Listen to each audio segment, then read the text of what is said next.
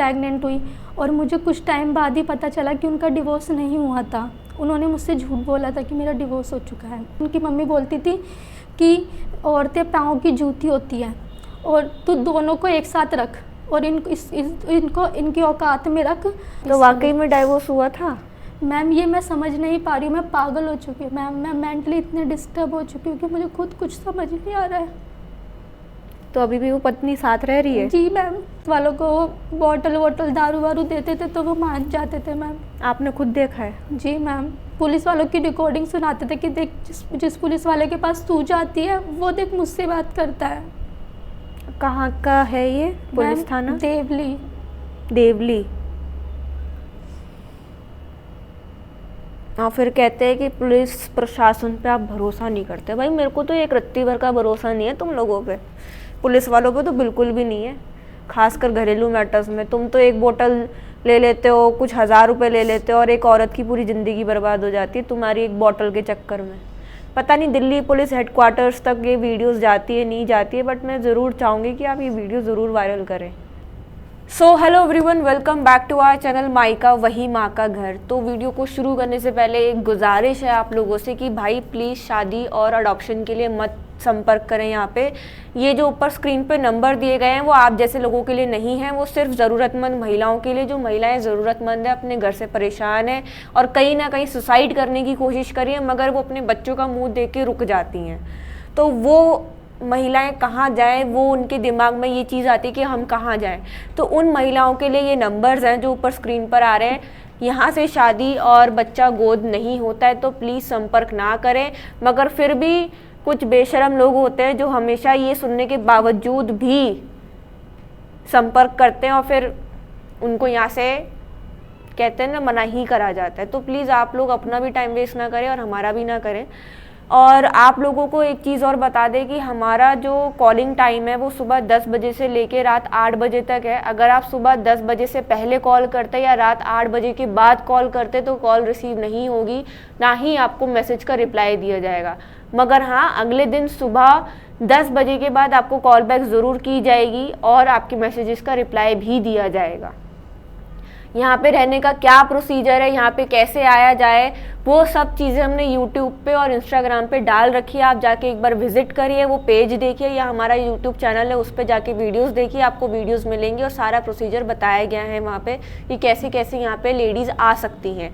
साथ ही साथ हमने ऊपर नंबर भी दे रखे हैं जिन पर आप संपर्क करके अपनी क्वेरी पूछ सकते हैं या अपने क्वेश्चन पूछ सकते हैं और आप इधर आके रह सकते हैं। आज हमारे साथ एक महिला है जो अपना नाम और अपना पता और अपना चेहरा गुप्त रखना चाहती हैं। तो आइए जानते हैं कि इनके साथ ऐसा क्या हुआ है कि इन्हें अपना मायका और ससुराल दोनों छोड़कर मायका महिला आश्रम की पनाह लेनी पड़ी। तो नमस्ते मैम। तो मैं आपसे ये जानना चाहूँगी कि पहले तो आपको मायका में कितना टाइम हो गया रहते हुए? मेरे को मायका में आए हुए 15 दिन हुए हैं। 15 दिन हुए हैं जी। तो मैं आपसे ये जानना चाहती हूँ कि आपकी शादी लव मैरिज थी या अरेंज मैरिज थी? मेरी लव मैरिज थी और मेरी शादी को 8 साल हो गए हैं। मैंने मेरे जो हस्बैंड थे वो डिवोर्सी थे। उन्होंने मुझे बताया था कि उनका डिवोर्स हो चुका है, उनकी पूरी फैमिली ने यही बताया था कि डिवोर्स हो चुका है उनका। मैंने भी ट्रस्ट किया कि हाँ कोई बात नहीं, इनका डिवोर्स हो गया लेकिन अच्छे इंसान हैं और मुझे लाइक करते हैं और मैं उनके घर भी जाती थी तो मेरे को ऐसा कुछ नहीं लगता था कि उनका डिवोर्स नहीं हुआ या कुछ भी। फिर उन्होंने मुझे बताया कि मेरा डिवोर्स हो चुका है और मेरे बच्चे जो हैं वो मेरी एक्स वाइफ के पास रहते हैं। तो मैंने उनको ये भी बोला कि अगर आप उनको रखना चाहते हो तो मैं उनको रखने के लिए भी तैयार हूँ, मेरे को ऐसी कोई प्रॉब्लम नहीं है। और अगर वो आपसे मिलना भी चाहते तो भी मैं उसमें कोई दखल अंदाज़ी नहीं करती थी, कोई इंटरफेयर नहीं करती थी। मैं हर बात से उनकी एग्री थी। मैंने अकेले शादी नहीं करी थी, उनकी पूरी फैमिली आई थी, उनकी मम्मी, उनकी बहनें, उनकी बहनों के हस्बैंड, मतलब पूरी मैम 50+80+ लोग आए थे उनकी। मतलब समाज में ही आपकी शादी हुई? मैम हुई तो आर्य समाज मंदिर में थी लेकिन मेरे साइड से भी 50 लोग थे, उनके साइड से भी 50+ लोग थे, मतलब बहुत सारे लोग थे। फिर मैम शादी के कुछ दिन बाद ही मुझे उन्होंने शादी से पहले अपने बच्चों से भी मिला। उनके बच्चों ने भी यही कहा कि मेरे पापा का मम्मी का डिवोर्स हो चुका है और मैं उनके घर भी जाती थी तो वो वहाँ नहीं होती थी, पूरी ऊपर से नीचे तक कहीं भी नहीं होती थी। तो मैं इस बात पे मैंने उन पर पूरा ट्रस्ट किया कि इनका डिवोर्स हो चुका है। फिर मैंने उनके साथ शादी की, तो शादी के बाद वो मैम क्या शादी की तो उसके 2-3 दिन बाद ही वो बच्चे वहीं पर थे। तो मुझे लगा कोई बात नहीं, आ गए होंगे अपने पापा से मिलने, अपनी फैमिली से मिलने। मैंने बोला ठीक है। लेकिन शादी के कुछ दिन बाद ही उन्होंने मुझसे लड़ना चालू कर दिया। उनके बच्चे झूठ बोलते थे कि इसने मुझे खाना नहीं खिलाया। मैं उनके पीछे पीछे भागती थी कि खाना खाओ खाना खाओ, और वो मुझसे नहीं पूछते थे कि तुमने इसे खाना खिलाया नहीं खिलाया। लेकिन वो इतना सुनते ही कि खाना नहीं खिलाया तो मुझे मारने लग गए। शादी के कुछ दिन बाद ही मेरा सारा सामान फेंक दिया, और फिर मैं रोने लग गई कि अभी तो मैंने थोड़े दिन पहले इन पर ट्रस्ट करके लव मैरिज करी है। फिर उनके ही भांजे ने बताया कि नहीं, ये सच बोल रही हैं और ये खाने के लिए पीछे भाग रही थी, लेकिन ये झूठ बोल रहा है। लेकिन उनको फिर भी ट्रस्ट नहीं होता था मुझ पे। हमेशा अपने बच्चों के लिए मुझको मारते पीटते थे और हमेशा टॉर्चर करते थे।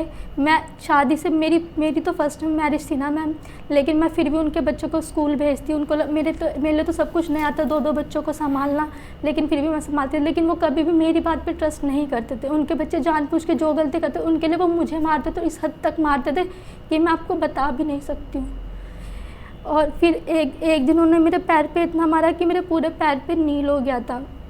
लेकिन फिर भी मेरे घर वाले बताते थे कि अभी तेरी नई शादी हुई है, तू थोड़ा समझ, थोड़ा वो कर, कल को तेरा बच्चा हो जाएगा, हो सकता है सुधर जाए। कि अभी वो सोचता है कि ये ही बच्चे मेरे हैं, तेरा कोई बच्चा नहीं है। फिर मैं प्रेग्नेंट हुई और मुझे कुछ टाइम बाद ही पता चला कि उनका डिवोर्स नहीं हुआ था। उन्होंने मुझसे झूठ बोला था कि मेरा डिवोर्स हो चुका है। कुछ टाइम बाद ही वो अपनी पहले वाली वाइफ से मिलने लग गए, और वो अपने बच्चों को और भी सिखाती विखाती। वो वहाँ पर आके कभी गैस ऑन करके चले जाते, कभी कुछ करके चले जाते, कभी झूठ बोल देते, कभी कुछ करते। लेकिन इस बात पे सिर्फ मैं पिटती थी। मैंने हमेशा ये सुना है कि दूसरी औरत बच्चों के साथ गलत करती है, लेकिन यहाँ पर हमेशा मेरे साथ ही गलत हुआ है।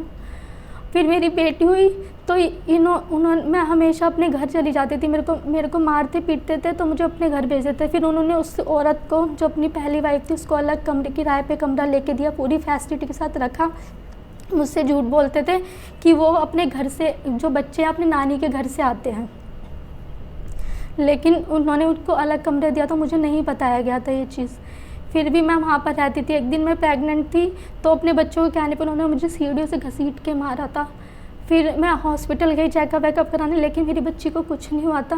फिर मेरी बेटी हुई, ये टॉर्चर बढ़ता गया। उनकी मम्मी बोलती थी कि औरतें पाँव की जूती होती है और तू दोनों को एक साथ रख और इनको इनकी औकात में रख।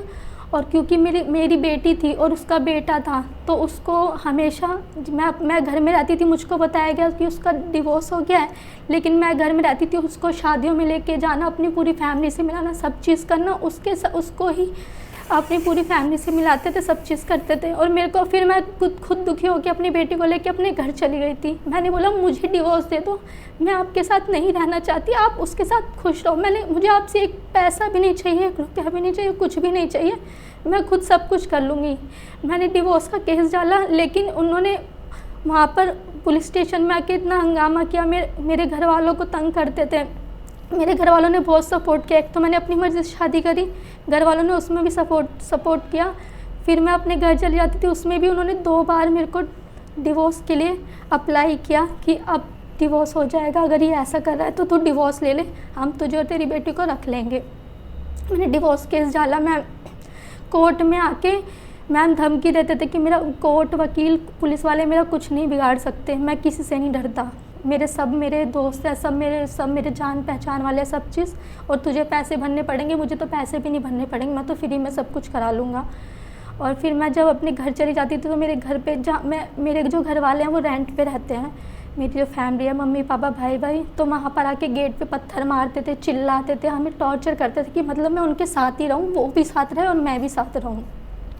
लेकिन मैंने इसकी बिल्कुल बहुत सारी पुलिस कंप्लेंट करी, बहुत सारी सब जगह चीज़ करी, लेकिन जब पुलिस आती थी तो भाग जाते थे वहाँ से अपने घर से। फिर जब मैं मेरे घर पे आके गालियाँ देते थे, मुझे बोलते थे कि तेरे भाइयों को मरवा दूंगा, मेरे गुंडे दोस्त थे, लड़कों को आके नीचे लेके गालियाँ देते थे, चिल्लाते थे और बहुत गंदी गंदी चीज़ें। हम रेंट पे रहते हैं मैम, आपको पता है फिर वो लोग हमें क्या बोलेंगे कि खाली करो यहाँ से, कहीं जाओ। फिर हम रेंट पे रहते थे तो वहाँ पर आके बहुत परेशान, टॉर्चर करते थे। फिर उन्होंने मुझे पुलिस स्टेशन में आके पुलिस वालों के सामने बोलते हैं कि या तो मैं खुद मर जाऊँगा या तो इसे मार दूँगा, प्लीज़ मेरे को माफ़ कर दो, गलती हो गई, इसको भेज दो।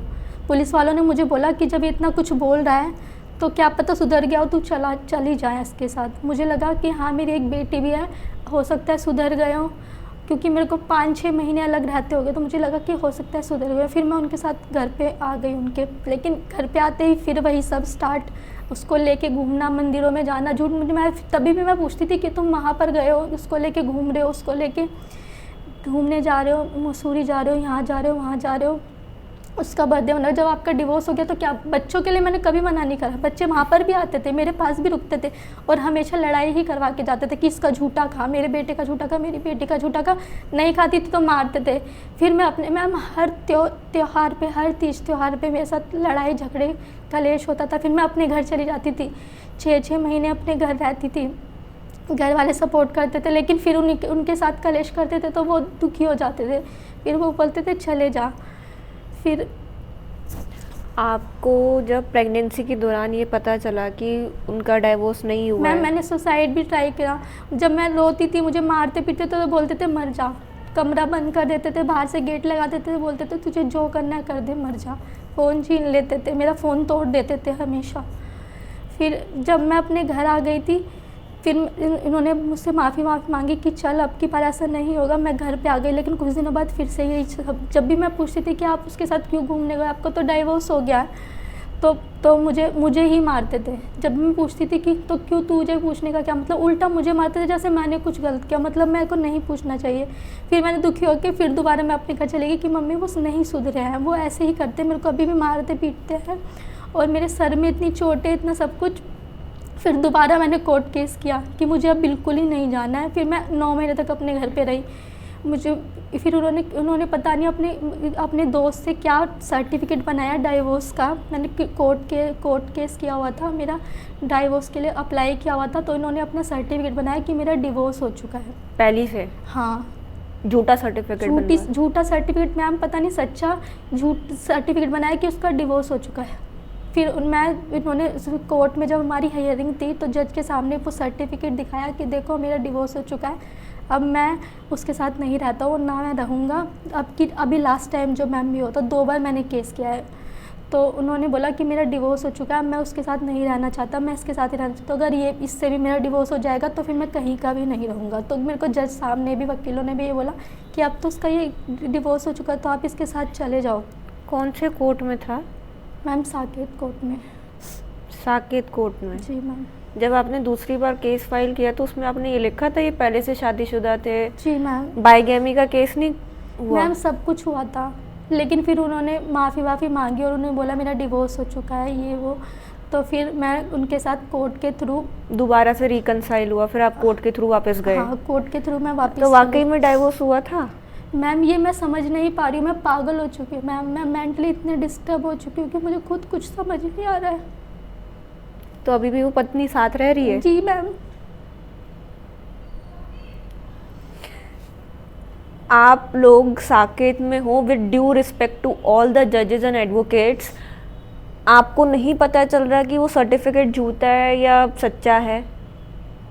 वो आपने उसको तो वापस भेज दिया, इस औरत को वापस आपने रिकनसाइल करा दिया कोर्ट के थ्रू, मगर वो पत्नी आज भी, फर्स्ट वाइफ आज भी अपने बच्चों के साथ उसी पति के साथ रह रही है।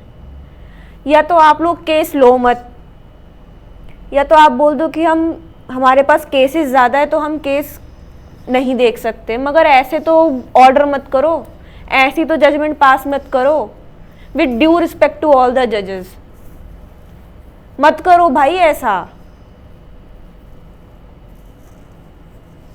आपने एक बार भी इंस्पेक्शन के लिए भेजा लेडी ऑफिसर को कि भाई वो वहां पे रह रही है नहीं रह रही है? सिर्फ एक जज का काम होता है जजमेंट देना कि अब आपको इन्हीं के साथ रहना है। बहुत गुस्सा आ रहा है, मैं कुछ बोल नहीं रही हूँ बिकॉज। तो फिर जब आप वापस गए, रिकनसाइल हुआ और आपको जब पता चलेगी तो पहली पत्नी दोबारा से ही रह रही है, तो फिर आपने कुछ नहीं बोला? मैम फिर मैं क्या बोल सकती हूँ, वो बोलते अब तेरे घर वाले भी तेरा साथ नहीं देंगे, कितनी बार केस करेंगे। मैं पुलिस वालों को बोलूँगा कि तू हर बार केस करती है और फिर मेरे साथ ही रहने लग जाती है। और पुलिस वालों को बॉटल वॉटल दारू वारू देते थे तो वो मान जाते थे मैम। आपने खुद देखा है? जी मैम, पुलिस वालों की रिकॉर्डिंग सुनाते थे कि देख जिस पुलिस वाले के पास तू जाती है वो देख मुझसे बात करता है। कहाँ का है ये पुलिस मैम, थाना? देवली। देवली। और फिर कहते हैं कि पुलिस प्रशासन पे आप भरोसा नहीं करते। भाई मेरे को तो एक रत्ती भर का भरोसा नहीं है तुम लोगों पे, पुलिस वालों पे तो बिल्कुल भी नहीं है, खासकर घरेलू मैटर्स में। तुम तो एक बोतल ले लेते हो, कुछ 1000 रुपये ले लेते हो और एक औरत की पूरी ज़िंदगी बर्बाद हो जाती है तुम्हारी एक बोतल के चक्कर में। पता नहीं दिल्ली पुलिस हेडक्वार्टर्स तक ये वीडियोस जाती है नहीं जाती है, बट मैं ज़रूर चाहूँगी कि आप ये वीडियो ज़रूर वायरल करें। अगर आप लोग वायरल नहीं करेंगे तो मैं खुद वायरल कर दूँगी। मुझे बहुत खुंदक आती है ऐसे केसेस में, जब मेरे सामने ये केस आते हैं कि पुलिस वालों को रिश्वत दे दी है, या जज साहब ने नहीं सुना, या एडवोकेट्स ने बदतमीज़ी करी है क्लाइंट्स के साथ। आप लोग अगर क्लाइंट्स के साथ या विक्टिम्स के साथ हैरेसमेंट करोगे तो फिर कहाँ भरोसा रह जाएगा पब्लिक का आपके ऊपर? तो फिर तो गालियाँ ही पड़ेंगी। गालियाँ खानों के काम तो आप खुद ही करते हो, क्यों समाज आपका साथ देगा और क्यों विक्टिम्स आपको दुआएं देंगे? मुझे तो नहीं लगता इनके मुंह से भी कभी दुआएं नहीं निकली होंगी आपके लिए। अगर एक जज नकली सर्टिफिकेट में मतलब डिफरेंस नहीं कर पा रहा है तो फिर मैं क्या बोलूँ उस जज को या उस एडवोकेट को या उस पुलिस वालों को कि आपने क्या पढ़ाई करी है यार। अगर मेरे सामने भी अगर सर्टिफिकेट आप दिखा रहे हो तो मैं भी उसको वेरीफाई करूंगी। हद मचा रखी है आप लोगों ने तो, प्रशासन की तो बैंड ही बजा रखी है। इससे अच्छा तो हम हैं, अपने लिए हक के लिए लड़ाई तो करते हैं। अगर हम खुद बोल रहे हैं, आज मैं वीडियोस बना रही हूँ तो मुझे अपने ऊपर गर्व है भाई, बहुत अच्छा गर्व है मुझे अपने ऊपर कि मैं इतना बोल पा रही हूँ। अगर आप लोग मेरे सामने भी होगे ना तब भी मेरे में बोलने की हिम्मत है, क्योंकि मैंने इस चीज़ को अपनी आंखों से देखा है। मैं भी इन सब चीज़ों से निकली हूँ तो मैं इनको दर्द समझ सकती हूँ कि कैसे होते हैं जजेस, कैसे वकील होते हैं और कैसे वो होते हैं पुलिस वाले।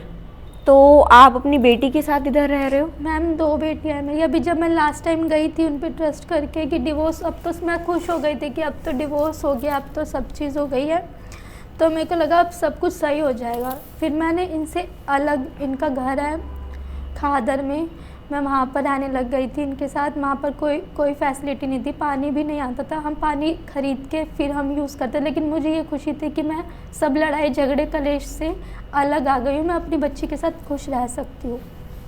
तो मैं वहाँ पर रहती थी, लेकिन फिर वहाँ पर रहते रहते थोड़े टाइम बाद इन्होंने मुझे बोला कि मैं यहाँ नहीं रहूँगा, क्योंकि ये अपनी फ़र्स्ट वाइफ से मिल नहीं पाते थे, दूर पड़ता था। रोज़ जाते थे सुबह और रात को आते थे, रोज़ सुबह जाते थे रात को आते थे। फिर मेरे को लगता था ठीक है कोई बात नहीं। फिर ये मुझे वापस अपने घर में ही ले आए थे, वो रेंट पे रहती थी। तो मेरे को फिर कुछ टाइम बाद मेरी दूसरी बेटी हुई, मुझे कुछ टाइम बाद पता चला कि उसका डिवोर्स नहीं हुआ है, अभी भी, पहले भी नहीं हुआ था, अभी भी मेरे को इन्होंने गलत ही उलझा ही रखा है। तो उनका डिवोर्स नहीं हुआ है।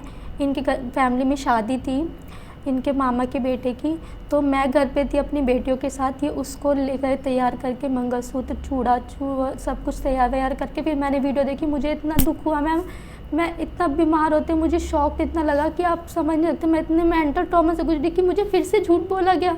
मैं घर में हूँ और ये उसको लेके शादी में गए हैं और मुझको झूठ बोल के गए हैं कि मैं अपने फिर जब मैंने गुस्से में आके अपने घर चली गई। थोड़े टाइम बाद आके फिर मुझे बोलते हैं कि मैं नहीं लेके गया था, मेरी मम्मी लेके गई थी।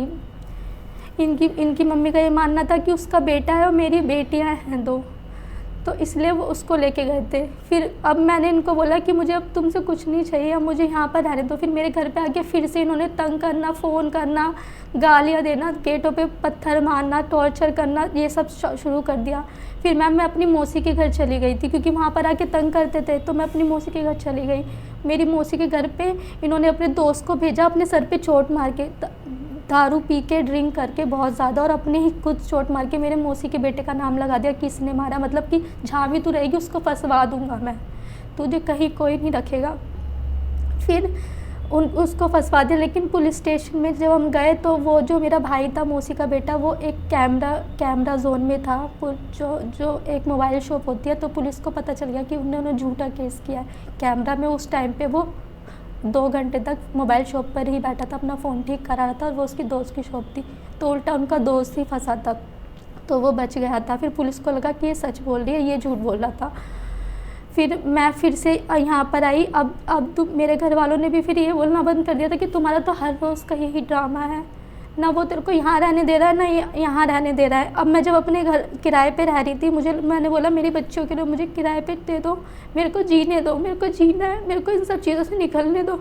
मैं रेंट पे रह रही थी। जिस दिन मैं यहाँ पर मायका में आई हूँ, उस दिन मुझे धमकी दे के गए गली में कि तेरे को अभी वहीं बाल पकड़ के वहीं ले जाऊंगा और तेरे को उसी के साथ रखूंगा, और अभी तीसरी शादी और करूंगा, उसको भी वहीं रखूंगा, और तेरे को बताता हूँ कि तेरे को नौकरानी बना के रखूंगा। और मुझे अभी यहाँ पर मैं रह रही हूँ, तभी भी मुझे फ़ोन कर करके ये बोल रहे हैं कि तू वहाँ पर बाबाओं के साथ रह रही है। मेरे को इतना टॉर्चर करते थे। जब मैं अपने घर पर किराए के घर पर रहती थी, रेलिंग तक भी नहीं जाने देते थे और बाहर भी नहीं निकलने देते थे। मेरे को बिना मतलब पे शक पे मैं कुछ करती भी नहीं थी, फिर भी मारते थे। ज़रा सा मैं ये भी पूछती थी कि तुम वहाँ क्यों गए, तभी भी मैं कुछ करती भी नहीं थी, फिर भी मेरे साथ ही गलत करते थे।